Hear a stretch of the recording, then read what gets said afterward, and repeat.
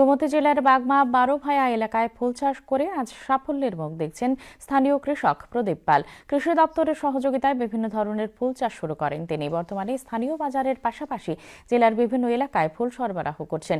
বিভিন্ন প্রকল্পের মাধ্যমে কৃষকদের ফুল চাষে উৎসাহিত করা হচ্ছে বলে জানিয়েছে কৃষি দপ্তর।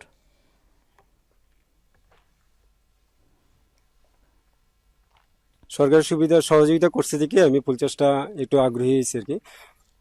আমার চারা দিছে, একটা গ্রিন হাউস দিছে, তো মোটামুটি ভালোই পজিশন, ভালোই পাচ্ছি। কৃষি দপ্তর থেকে যে আমার চারা দিছে তারা আমার ট্রেনিংও দেওয়া হয়েছে, ট্রেনিং কিভাবে ফুল লাগানো লাগে, ইয়ে করানো লাগে, তো এগুলি দেখে সেটা আমার ভালোই লাগছে। তো লেগে আমি ফুল চাষটাতে ঝুঁকি নিয়েছি, মোটামুটি ভালোই বিক্রি করছি, লাখ-খানেক টাকার মতো বিক্রি করে নিয়েছি। 5 বার উনি ফুল বিক্রি করেছেন এবং উনার যে ফুল চাষ এতে উনার পার্শ্ববর্তী এলাকা এবং এই এলাকার অনেক ফুল চাষিরা এখন আগ্রহ প্রদর্শন করছেন। সরকারি সাহায্য এবং তাদের পদ্ধতি অনুসরণ করে ফুল চাষ করলে যে লাভবান হওয়া যায় তার এক দৃষ্টান্ত উদাহরণ হয়েছেন প্রদীপ পাল।